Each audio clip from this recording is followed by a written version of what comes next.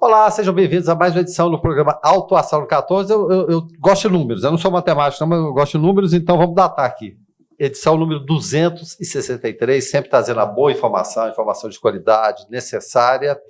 E a nossa convidada de hoje vai falar de um tema muito importante. O brasileiro é meio hipocondríaco, ele gosta, né, de medicação, ele gosta de receitar também, isso é muito comum.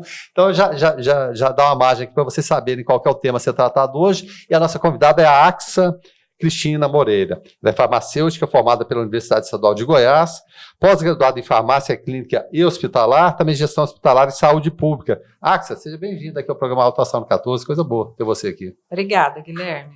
Bacana. Bom, ela está aqui não é à toa, né, gente? Porque o programa, é claro, é gravado, mas dia 20 de janeiro é comemorado o Dia do Farmacêutico. Essa figura tão familiar para a gente no dia a dia, né? Porque, além de atuar em farmácias, hospitais, laboratórios de análises clínicas, indústria farmacêutica, ele também está presente em mais de 70 áreas diferentes e, como eu disse, no nosso dia a dia. A gente sempre gosta assim, de entender por que o profissional foi para aquela determinada área. No seu caso, foi o quê? O que te levou para a área da farmácia? Então, eu tenho uma primeira graduação e aí, em um dado momento, meu marido resolveu abrir uma farmácia. Opa, estou precisando de uma farmácia. Precisava de uma farmacêutica e ainda era um momento que o profissional ainda era muito escasso. E foi naquele auge, ali naquele boom das indústrias farmacêuticas, ali na época da lei do genérico, lá em 99, 2000, 98, 99. José Serra, e aí eu resolvi me candidatar à vaga, né, que estava sendo aberta. E aí fui fazer a faculdade e me descobri nesse ramo, que hoje estou em outra área que não drogaria, mas é o que hoje é a profissão que me sustenta e que me realiza. E qual que foi a primeira formação? Só para... Fonoaudiologia. Fonoaudiologia? Uhum. Olha só. É quase um segredo. Tá certo. Bom, vamos falar um pouquinho dessa formação do farmacêutico. Como que ela se dá? Como que é o curso? Quanto tempo? O curso de farmácia, ele é um curso de nível superior. Hoje ele tem um tempo de duração de 5 anos, então o profissional ele vai sair habilitado como farmacêutico generalista e daí depois ele vai se especializar nas áreas que ele se interessar, né? É um curso que envolve o conhecimento em diversas áreas, que vai ali da medicina, matemática, física, química, botânica, processos industriais, então assim leva uma gama de conhecimento muito grande até para ele poder ser absorvido pelo número de atuações que ele pode estar se relacionando depois de formado. Eu até assustei o tanto de áreas que você falou aqui, eu fiquei até assim, meu Deus, será que eu estaria habilitado para isso? Quando a gente fala de estar habilitado, eu até conversava com a Axa aqui antes da gente começar o programa, tem muitas famílias às vezes direcionam os filhos para a área para a qual ele não tem aptidão para aquilo, mas enfim, acaba sendo. Para ser um farmacêutico, é necessária essa aptidão ou qualquer um pode se tornar? Ou precisa aquela coisa, algo mais? Olha, de repente eu gosto de remédios, eu gosto de lidar com as pessoas. É necessário uma habilidade especial, além dessas que você falou, do próprio dia a dia, de ter empatia pela profissão? Eu creio que para qualquer profissão, né, você tem que ter eu não diria um chamado, mas algo que te envolve, te fascina, né?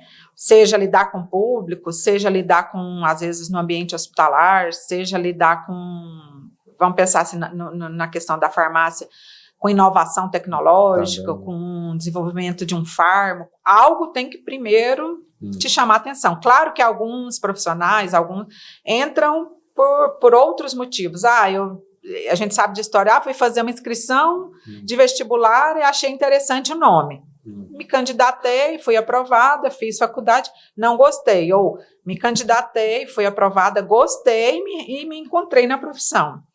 Mas eu acho que o diferencial mesmo é gostar de ser humano, de gente, de pessoas, de se envolver, né? Porque o farmacêutico, especificamente, ele lida muito com gestão, com liderança, então ele precisa de ter isso muito bem trabalhado nele, né? Ele vai sempre ser o líder, ele vai ser sempre o gestor da área onde ele estiver envolvido. É claro, você citou aí na sua experiência, teve um pouquinho de experiência de balcão, da drogaria, da farmácia. Como é que é essa experiência? Você tem que ser, às vezes, um pouquinho psicólogo também? Porque hoje em dia todo mundo chega com o Dr. Google nas mãos, às vezes tem uma receita, fala, me falaram que isso aqui é bom, eu quero isso aqui. A AXA falou, mas peraí, baseado em quê? Né? Vamos entender esse procedimento. Tem muito disso no dia a dia? É mais comum do que a gente pensa? Hoje é bem comum, né? Hoje a informação chega numa velocidade muito rápida e nem sempre essa informação que chega é a informação confiável. Então, tem o lado bom e tem o lado que não é tão bom assim. O que a gente vê muito? E aí a gente vai para a questão, às vezes, da automedicação, que é uma área muito perigosa. E que o brasileiro gosta. Né? E é cultural nossa. Né? Inclusive, passam receitas adiante. De doido e médico, cada um tem um pouquinho, né? E a gente tem essa questão, né? Eu vou medicar meu colega, eu vou eu vou ajudar ele nisso aqui. Eu tenho aqui foi bom demais para mim. Eu tenho um comprimidinho sobrando aqui, eu vou dar ele para você. A gente sempre vai ter um vizinho, um colega, um parente que teve uma experiência ali com o medicamento, positivo ou negativo, e quer te passar ela. Então, eu vivi isso muito, que eu caminhei com meu pai por muito tempo para um tratamento oncológico. E a gente e as pessoas são bem intencionadas. Sim, né? Claro que ninguém vai levantar e falar assim, hoje eu vou lá dar uma informação ruim, porque eu quero prejudicar, eu quero prejudicar o fulano. Não, ele está bem intencionado. Sim. Isso aí não se coloca em dúvida. Não se coloca em dúvida. Mas é perigoso. Né? Ele compromete, em algum momento ele compromete o tratamento. E às vezes as pessoas, pela questão cultural mesmo, pela questão de facilidade, é mais fácil eu receber a informação aqui do meu vizinho do que eu procurar um médico, do que eu enfrentar a fila, do que eu ter que ligar para ele.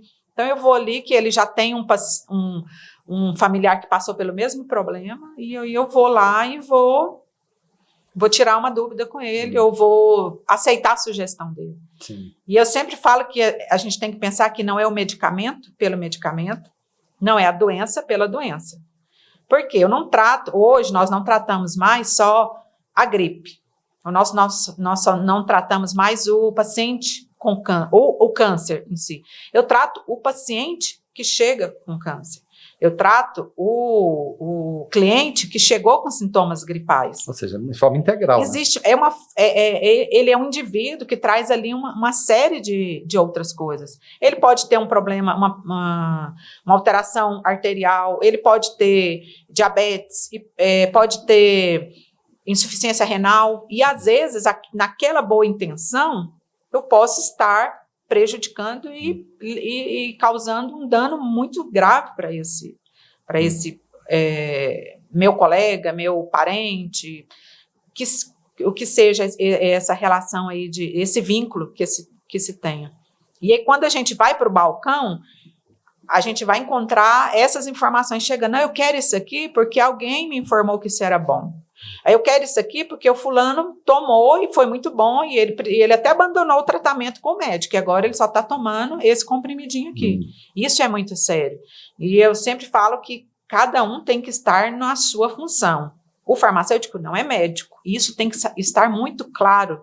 Sim. Né? Tanto para o profissional quanto para a população. Se eu preciso de procurar o médico, é o médico. Se eu preciso de orientações quanto ao uso do medicamento, é o farmacêutico, né? E aí a gente vai encontrar profissionais e profissionais que têm essa postura de orientar, e a população de vir em busca dessas informações, porque também tem a questão de ser hipocondríaco, né? Eu tô até imaginando aqui, chega aquele que de repente não está com nada, mas passa alguma coisa para qualquer coisa. Sim. Mas você está sentindo? Lá em casa a gente tem uma pessoa que eu falo que ele é a alegria do balconista, porque ele desce do carro, eu acho que quando o balconista olha, ele fica muito feliz, porque ele vai sair de lá com uma sacola de medicamento, de perfumaria, e aí precisa disso? A grande maioria não precisa. E aí eu fico deixando lá ali estocado aquele tanto de coisa, correndo risco, às vezes, de uma criança ter acesso àqueles medicamentos, correndo risco de alguém fazer uso indevido daquilo. Então, o medicamento, ele é um insumo indispensável para o tratamento, mas ele também é um insumo muito perigoso. Ele é uma droga que pode levar uma pessoa à morte. Então, isso precisa ser muito bem esclarecido e a população tem que ter esse cuidado, né? Que olha, às vezes, aquela caixinha ali e acha inofensivo.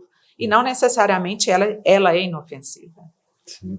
Não, e até a própria formatação das farmácias drogarias se assemelha mais aos supermercados hoje. E tem gente que vai, como essa pessoa que você disse, que vai, quem vai ao shopping, né? Carrinho de compras, né?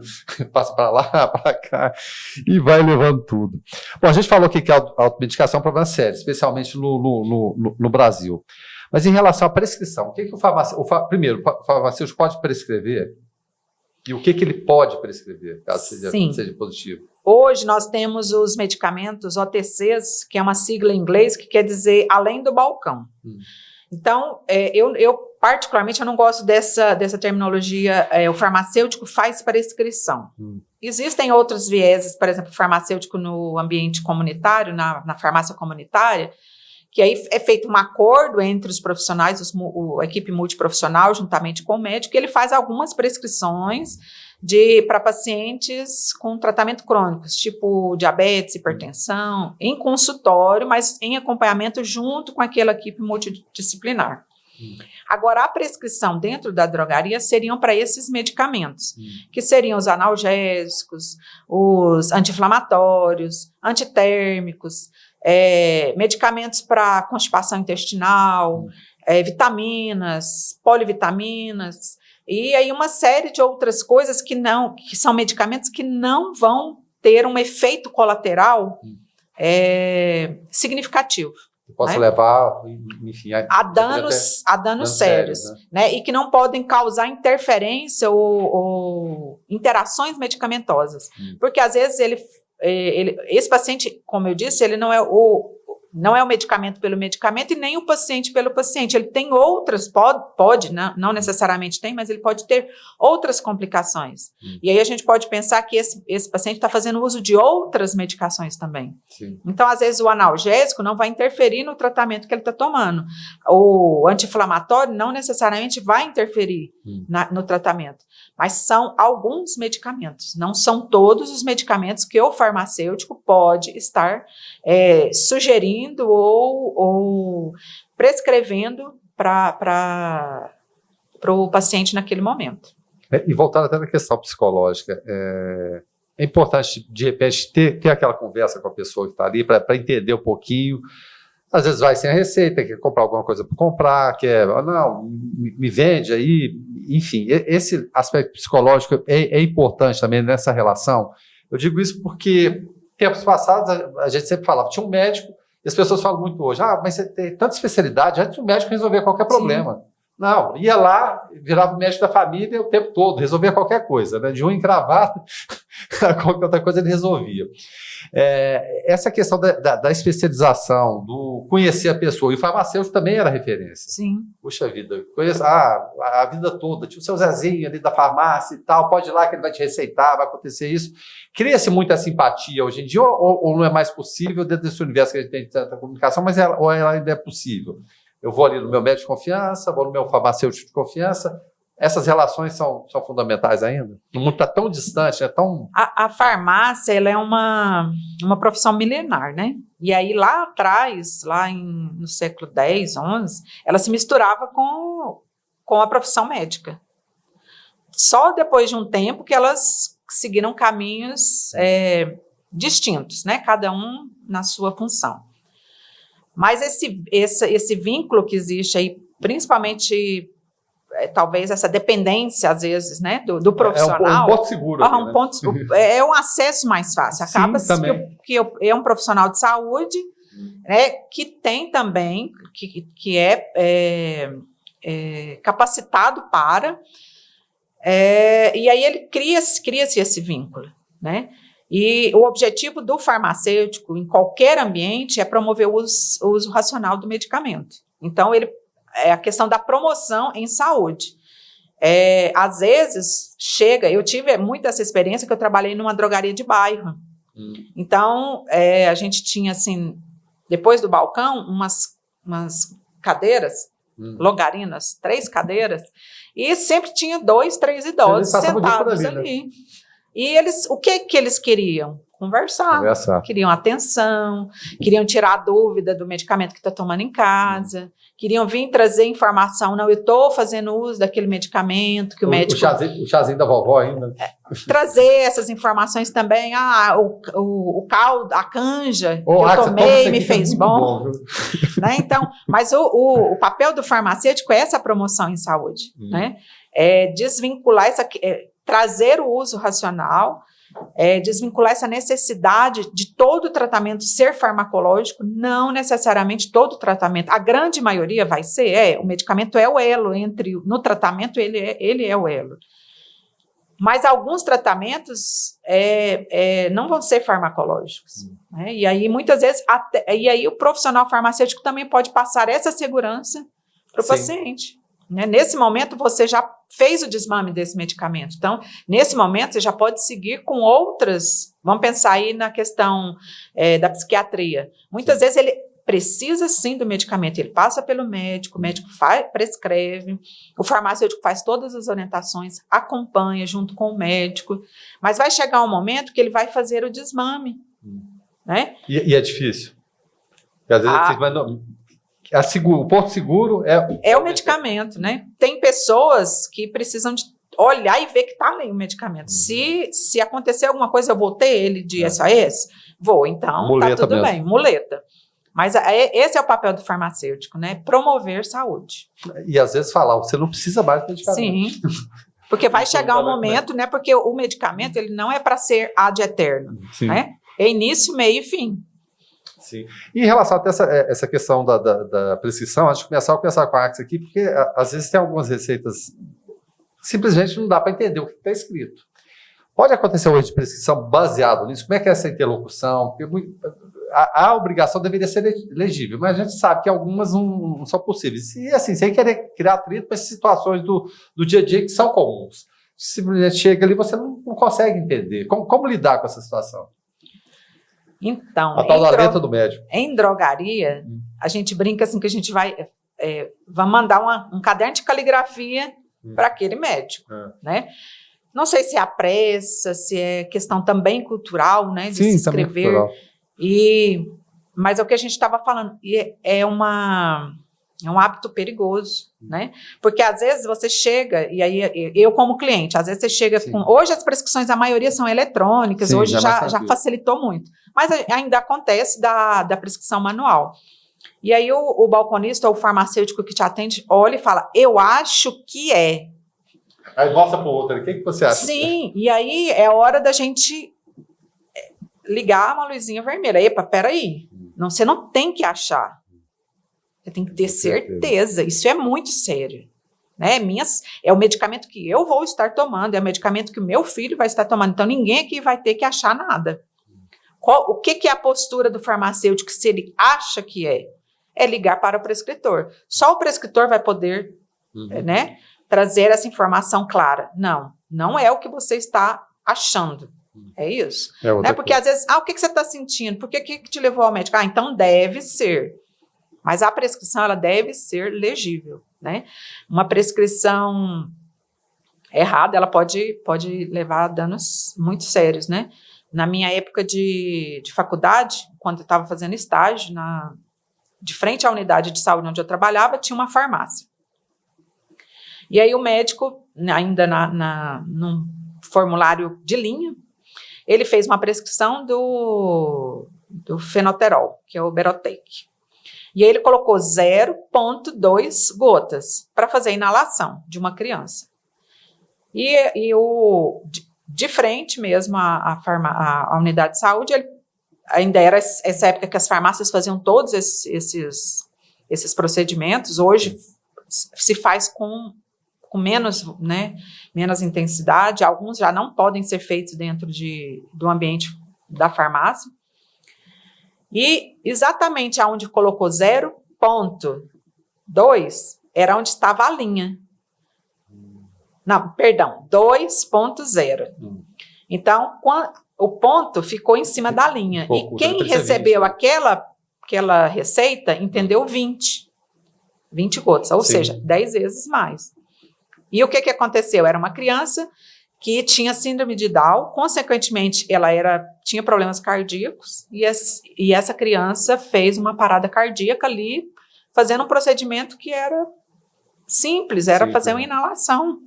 Né? Então, assim, dúvidas não podem ter. Não pode ter de forma nenhuma, né? Anápolis tem um polo farmacoquímico imenso, né? O segundo maior do Brasil. A gente tem muitas indústrias aqui que se estabeleceram, coisa boa.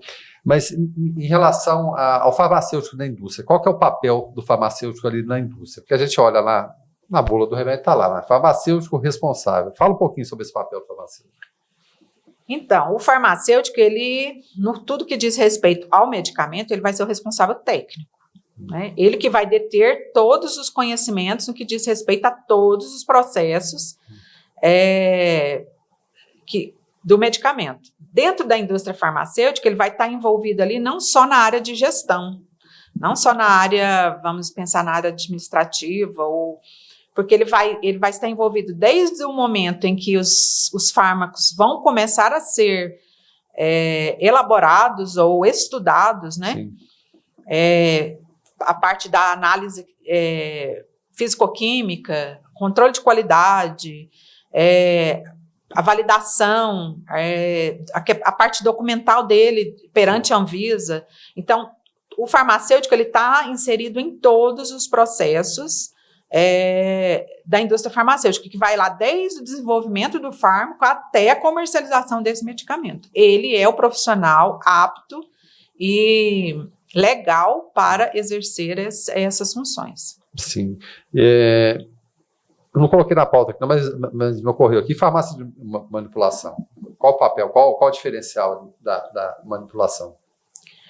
A farmácia de manipulação, a gente pode pensar nela como uma mini indústria. Então, ela passa por praticamente todos os processos que uma indústria farmacêutica tem. Só uma escala reduzida. Uma escala reduzida. Então, também em todos os processos, é o farmacêutico o profissional responsável por executar e por fiscalizar todas as ações ali. Sim. A gente pegando esses campos, porque se imagina, está na indústria farmacêutica, ele é mais valorizado, vai ganhar mais, ou está no balcão da farmácia, vai ganhar menos, ou vice-versa, que seja, a farmácia de manipulação. Há essa diferença ainda, eu diria, basicamente salarial, né? Está numa empresa maior, num laboratório, está no balcão da farmácia, como que funciona isso no dia a dia, é igualado, qual a percepção que você tem? Guilherme, aí seria a percepção mesmo, porque Sim. eu não estou nem na indústria Sim. farmacêutica, nem em drogarias. Mas hoje o sindicato, eles têm piso salarial, né? Então, para todos esses setores, existe um parâmetro de piso salarial. O que eu vejo que difere é que a gente, em questões de proporção mesmo, uma drogaria ela teria mais dificuldades, por exemplo, em trabalhar com plano de cargos e salários, Sim. com promoção do farmacêutico, porque você pensa que ali na drogaria, você é o farmacêutico e você pode ser o proprietário, mas se você chegou a ser, vamos pensar que eu entrei ali na drogaria como balconista, fiz uma faculdade, recebi uma proposta, estou como farmacêutico e não tem muito para onde eu crescer, porque é inerente ali àquele Sim, trabalho. O próprio espaço físico. Isso, ao número de profissionais, Sim. né? E às vezes você vai chegar em ser o gerente daquela drogaria, sendo o farmacêutico gerente. Na indústria farmacêutica, eu entendo ele como uma gama maior, né? Que você pode estar tendo outras tantas oportunidades. Sim. Né, e aí são N setores, e aí cada setor provavelmente tem ali a sua importância, ou o seu grau de envolvimento e a sua remuneração. Então, talvez, quando a gente pensa em ser mais remunerado, talvez seja por essa questão mesmo de crescimento. Eu entendo que talvez na indústria farmacêutica você consiga galgar novos cargos, né? O que não quer dizer também que a pessoa queira, minha vida vai ser dedicar e falar com o paciente o dia todo. Que sim, também tudo, da mesma forma. Tudo é o perfil e aquilo que você está procurando, né? Sim, sem dúvida nenhuma. Vamos falar um pouquinho aqui da farmácia hospitalar, porque como eu disse, muitas vezes as pessoas se atêm somente ao balcão ali, indústria farmacêutica, farmácia de manipulação, mas a farmácia hospitalar, como que ela funciona?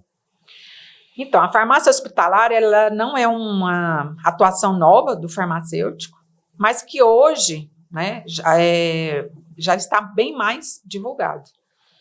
Então, a gente vê o farmacêutico aderindo, entrando aí nesse campo hospitalar. Que hoje é o seu campo principal. Que hoje é onde eu trabalho, né, na área hospitalar. E, há um tempo atrás, o farmacêutico chega no hospital para entrar para uma sala, que é a farmácia hospitalar, e aí ele fica ali entre quatro paredes e faz a compra do medicamento, ele faz a dispensação do medicamento, ele tem que cuidar para que o armazenamento seja adequado, para que não haja perda, avaria. Ou seja, aqueles processos... Toda a parte do gerenciamento, né, da farmácia hospitalar. Sim. Mas de um tempo para cá, principalmente com a questão da segurança do paciente, né, que visa reduzir erros que poderiam ser evitados, porque tem erros que não tem alguns eventos que não faz parte, é inerente ali, às vezes, da doença, do tratamento, e que pode acontecer. Outros são erros que poderiam ter sido evitados. E aí o farmacêutico, ele adentra nesse meio que hoje é chamado de farmácia clínica. O que a farmácia clínica traz de novo? Ela faz análise técnica de prescrição, né? Prescrição médica. Então, ele vai observar principalmente os 5 certos do medicamento, que é o medicamento para o paciente certo, o medicamento certo, para o paciente certo, no momento certo, na dose certa e na via de administração certa. Porque podem haver erros, podem haver equívocos, né, quanto a qualquer um desses 5 momentos. E aí o farmacêutico faz essa análise técnica e faz esse suporte para o médico prescritor. E aí também ele adentra aí na questão de, às vezes, sugerir, né, porque ele faz aquele acompanhamento farmacoterapêutico do paciente, sugerir alguma medicação para o médico, ou a ausência de algum medicamento. Vamos pensar que o paciente estava ali fazendo uso de um antibiótico e o médico, por algum motivo, não prescreveu para aquele dia o medicamento. Então, o farmacêutico clínico, ele faz essa intervenção junto ao prescritor. Olha, doutor, esse paciente está no 3º dia de antibiótico, hoje é o 4º, nós não vamos dar continuidade? Vamos sim, ele precisa de fazer um tratamento de 7 dias. Então, esse suporte técnico, né, que o farmacêutico traz dentro do ambiente hospitalar, compondo a equipe multidisciplinar. Que envolve também enfermagem. Enfermagem, fisioterapia, psicologia, né, serviço social, médico. E é claro, no hospital a gente claro, sempre vê medicamento ali, mas o farmacêutico, ele não sei agora, mas por um tempo ele foi visto como alguém estranho aquele ambiente ou não? Ou sempre foi uma integração que foi tranquila? Então, o farmacêutico, ele entra dentro do ambiente hospitalar, não é tão novo, né? Mas ele ficava muito nessa parte de alguém para cuidar de alguma coisa, né? Então, eu tenho esse cantinho aqui, que é a farmácia, e aqui eu preciso de alguém que tenha um olhar diferenciado, porque não posso deixar medicamento no chão, não posso deixar na temperatura então é interessante eu ter alguém com conhecimento técnico. Então a gente vai pôr um farmacêutico aqui, ele entra mais ou menos nesse momento. Além de tudo, como um organizador também. Um organizador, mas de repente ele começa a ganhar, o trabalho dele começa a agregar valor. Eu queria chegar aí. Ele começa a agregar valor, ele começa a perceber que ele pode ir além, ele pode contribuir com seus conhecimentos.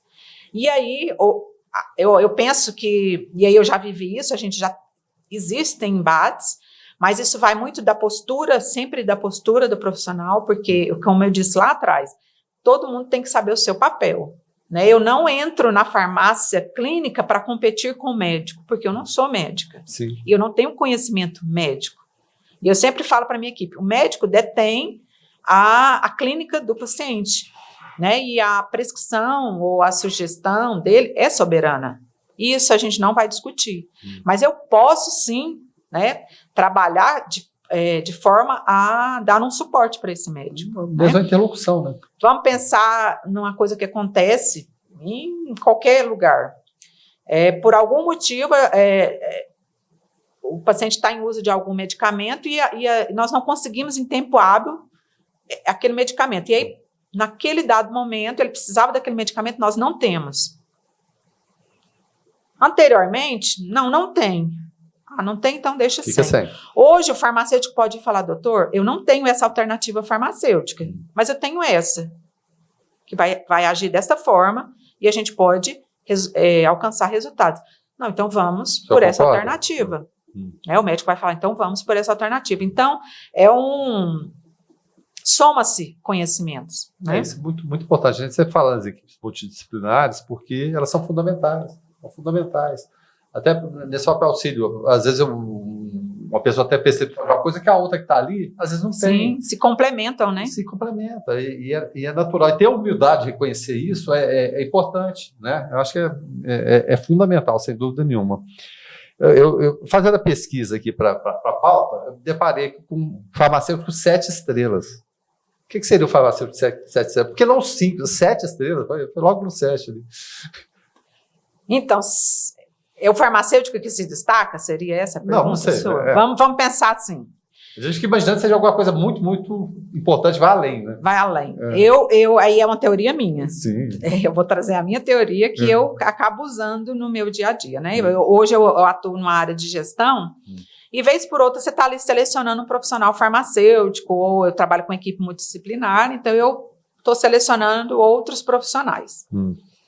E aí vamos pensar no farmacêutico. Hoje a gente está falando do dia do farmacêutico, vamos selecionar um farmacêutico. Quando ele vem para a entrevista, ou vem para esse processo seletivo, eu vou querer que ele tenha graduação em farmácia? Não, porque é obrigatório isso. Então, ele não é 7 estrelas porque ele tem graduação. Ele precisa de ter especialização? Às vezes, em alguns casos, em algumas áreas da farmácia, é inerente ter, por exemplo, o farmacêutico que trabalha na farmácia hospitalar, na farmácia clínica oncológica, necessariamente ele precisa de especialização nessa área. Ele não, legalmente, ele não pode atuar se ele não tiver essa especialização. Então, ele não torna um diferencial. É o básico, é o necessário. O checklist, então, tá ali. Cursos técnicos, cursos profissionalizantes, cursos rápidos, cursos de extensão. De repente posso olhar diferente para aquele profissional e ver que ele está querendo crescer, está se atualizando, então pode ser um diferencial. Mas para mim o que move muito hoje, e eu acho que o que as empresas procuram, acho que em todos os profissionais, é a questão da inteligência emocional.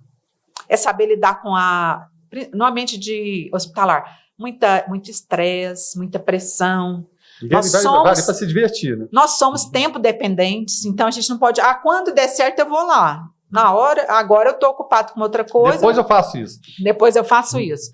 Então ele tem que ter essa inteligência emocional, saber lidar com equipe, né? Como eu falei, ele sempre vai ser um líder, um gestor. Gestão de pessoas mesmo. Então, isso, para mim, sobre a minha ótica, isso é um diferencial, né? Pessoas que saibam, eu sempre falo que a gente tem que ser bom em lidar com gente, a gente tem que saber lidar com gente, porque o resto a gente acaba correndo atrás, procurando crescer, mas a gente precisa. Alguém já disse assim lá atrás, domine todas as técnicas, saiba todas as teorias, mas seja uma alma ao tocar a alma de alguém. Então, para mim, o diferencial hoje, e aí não é só para o farmacêutico, é para qualquer profissional, é essa inteligência emocional. É fundamental, porque o conhecimento técnico ele é difícil de alcançar, mas a pessoa alcança. Só que, às vezes, esse contato dia a dia, a pessoa não tem domínio sobre isso, ainda mais num mundo que está tão distante, que a gente vê a geração de jovens hoje que mal sabe atender o telefone. Tem gente que não quer atender o telefone, tem gente que não quer falar, meu contato é à sua distância. e numa profissão que é fundamental. Não sabe se relacionar, né? O relacionamento, às vezes está faltando o básico, né? Essas condições que você falou, mas será que precisa ter isso? Porque no entendimento da gente, a pessoa conversa com a outra, então ela tem um relacionamento, mas parece que isso ficou lá atrás, ficou esquecido, e hoje virou uma condição importante, você saber se relacionar com as pessoas, ou estou enganado? É isso mesmo. Voltou a ser relevante o que era a condição básica, né? Que deveria ser básico, né? Básico. E são coisas que a gente não aprende no banco da faculdade. Não, acho que Você vai adquirindo, vai vivenciando, né? Vai somando no dia a dia. Sim, no dia a dia. Bom, falando de presença feminina, estamos aqui com a Axia, eu conheço várias outras do mesmo ramo. Essa presença feminina na farmácia brasileira é um fato, está crescendo. Na sua época de curso eram mais homens, eram mais mulheres. Como é que está essa questão que muita gente procura mensurar? A presença feminina está acontecendo, é importante ou não é? Como que é esse dia a dia? Então, o curso de farmácia, ele não é um curso... Existem alguns cursos que são muito, assim... predominantemente mulheres, né? Bom, eu cito a enfermagem, por exemplo. Sim, a grande maioria, né, que tem essa aptidão são mulheres. O curso de farmácia acaba sendo, vamos dizer assim, bem distribuído. Mas quando a gente fala na presença feminina, eu me lembro de um curso que eu fiz há um tempo atrás, que o facilitador ele falava que as mulheres estão dominando o mundo. E ele falava, olha, tem teorias e teorias, mas você quer confirmar isso? Vai para a porta de uma faculdade e conta quantos homens estão entrando e quantas mulheres estão entrando. Porque as mulheres acabam que estão mais envolvidas e querem estudar mais e querem se profissionalizar mais. Então, talvez a gente vê mais mulheres, lá na farmácia mesmo, nós somos, hoje... Temos 4 farmacêuticos, 5 farmacêuticos, só um homem. As outras 4 são farmacêuticas, né? E aí a gente vê em outros lugares que também está predominando, mas eu não relaciono à profissão farmacêutica. Sim. Né? Eu acho que eu relaciono mais ao envolvimento da mulher no mercado de trabalho hoje, né? Que está se destacando, né? Porque todo mundo relaciona muito a questão da saúde com o cuidado que a mulher tem, aí vem aquela coisa maternal. Ótimo, sim, mas não quer dizer porque temos mais mulheres ou mais homens, isso é melhor ou pior. Não, a gente tem que ter igualdade de oportunidades. Exatamente. Né? E essa compreensão. Meus pais são melhores cuidadores que certas mães. Sim. E isso é normal, enfim, não é dessa maneira que se mensura, mas é um fator relevante, sim, sem dúvida nenhuma, importante. Muita gente está escutando você falar da profissão. É claro, tem um aspecto que a gente sempre pensa, puxa vida, eu quero fazer alguma coisa que eu goste. E em cima disso, é claro, né? Ninguém vive de brisa, você ganhar algum dinheiro. Poder juntar as duas coisas, melhor ainda. Mas como está esse mercado da farmácia? O que você diria para quem está acompanhando? A gente está falando de jovens, de repente, puxa vida, Anápolis, a gente tem um polo farmacêutico, de repente pode ser uma grande oportunidade, não só para cá, mas para outros locais também. Como está esse mercado de trabalho? O que você sugeriria para esse jovem? É uma boa opção? O mercado farmacêutico é um mercado muito dinâmico, né? Então, a gente vê farmacêuticos inseridos em diversos segmentos. A gente fala muito da indústria farmacêutica, da drogaria, farmácia hospitalar, mas assim, tem um leque, uma gama muito grande. Né? E para Goiás, hoje, a indústria farmacêutica realmente ela domina, ela tá, né, é uma dos maiores polos do Brasil. Então, ainda é um campo, né, a ser descoberto, a ser pesquisado, tem muita área para quem está chegando. Tem alguns setores, né, que eu diria que nem foram descobertos ainda, que em algum momento vai precisar desse profissional. Né? E é um mercado que absorve, sim, os que estão chegando. Então a demanda é boa. Exatamente. Hoje, a indústria farmacêutica, mesmo que ele não seja contratado como farmacêutico, às vezes o RT ou o farmacêutico responsável por aquele setor, normalmente os analistas que são contratados já são os farmacêuticos, porque já tem um conhecimento que difere dos outros que não têm esse conhecimento na área do medicamento, né? Então, é um mercado hoje que ainda absorve quem está chegando. Satisfação, isso é bom, isso é muito bacana. E para a gente encerrar, quais os principais desafios que você ouviu lá atrás, o que mudou? Vamos falar da AXA que estava lá atrás se formando, para o dia de hoje e os desafios para o futuro. Mudou muito? Guilherme, tá chegando assim, a velocidade com que as informações chegam é muito diferente de quando eu formei em 2005, né? E hoje tudo é muito dinâmico, né? O que era ontem, às vezes, não é mais hoje. Aquela do passado de 2005, se alguém falasse que a gente em 2023 viveria essa situação, não ia acreditar. Não, né? Então, assim, eu acho que o desafio é isso, é a capacidade de se adaptar às mudanças. E que às vezes nós somos muito resistentes, a gente vai Sim. envelhecendo e vai ficando resistente. O bom é o nosso tempo, né? Quem está chegando, às vezes, é mais fácil, mas para nós que já estamos ali há algum tempo, não, mas eu sempre fiz assim, eu aprendi assim. Né? E aí você cria aquela resistência. Então, eu acho que o grande desafio é isso, é se adaptar ao novo, né, aos desafios. Há um tempo atrás não se falava em muitas coisas que hoje se fala. Há um tempo atrás a gente não via, por exemplo, a equipe multidisciplinar como está hoje, né, envolvida, empoderada como ela está hoje. Não se imagina mais não existir, né? Não existia. Então, hoje, o profissional precisa estar aberto a isso e não dizer, não, mas eu não tenho que estar ali, eu tenho que estar aqui fechado no meu ambiente. Eu sei de tudo. Né? Ele precisa de interagir e de se relacionar nesse ambiente de trabalho e se qualificar.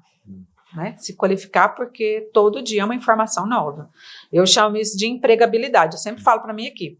Uma coisa é a gente estar trabalhando, outra coisa é a gente se manter trabalhando. Né? Então, você precisa dessa questão da empregabilidade. E eu só faço isso me capacitando, me reciclando. O mercado é cada vez mais exigente. Para ele que eu me mantenha ali absorvido por ele. Né? Coisa boa. Redes sociais, se alguém quiser entrar em contato, gente, não é pegar receita não, viu? Não é nada disso, não. Receita de nada, não. Tem redes sociais também, Axa? Tenho. Se você quiser divulgar, claro. Claro. Axa Cristina Moreira. @Axa Cristina Moreira. Certinho. Axa, sua simpatia, obrigado por falar com você, obrigado por esse bate-papo, né? A gente levou esse clima de bate-papo, acho que foi bem legal, porque as dúvidas que eu tenho, com certeza, são as mesmas que o ouvinte tem do lado de lá. Muito bom, muito obrigado por você disponibilizar o tempo aqui com a gente. Eu que agradeço o convite, foi um prazer. Coisa boa. Então, você que está chegando agora, de repente, acabou a entrevista? Acabou, gente, mas você pode acompanhar nas reprises que a gente tem ao longo da programação do canal 14 da NET, em horário diferenciado. De repente, você não pode assistir de manhã, tem de tarde ou tem de noite. E também no nosso canal no YouTube, programa Autoação no 14. Você pode acompanhar tudo lá. As entrevistas, eu até falei que essa é a entrevista número 263, então é muita entrevista, muita informação legal que você tem, e uma entrevista como essa aqui é temporal, né? Se você viu, se acompanhou, gostou, recomende aí para o seu amigo para ver também, tá? Então, mais uma vez, muito obrigado, Axa, obrigado a você, amigo assinante, e até logo mais. Clínica Radiológica de Anápolis, Arroz e Feijão Imperial, Geolab Genéricos, Hospital Evangélico Goiano, Unievangélica, Supermercados Atende Mais, Compensados Anápolis, Clínica Vacine, Produto JK, a Arte do Algodão, Farmácia Naturalis, Cicobi Unicentro Norte Goiano, Lages Vibracom, Porto Pereira Hipercozinha Industrial, Rádio Imprensa 104,9 FM, Restaurante Barriga Cheia, Síntese Comercial Hospitalar, Egoservice Vigilância e Segurança Privada, Maglif Uniformes, Pérola Distribuição, Crédito Contabilidade, Perícia e Auditoria, Laveste Lavanderia Hospitalar, Arroz Frito e Restaurante do Macarrão, Doutora Cristiane Santos, Endodontia, Cirurgia Parodontítica e Traumatismo Dentário, Mamãe e Bebê Kids, Varejão das Fábricas, Clínica Alto Astral, Usa Arquitetura e Interiores,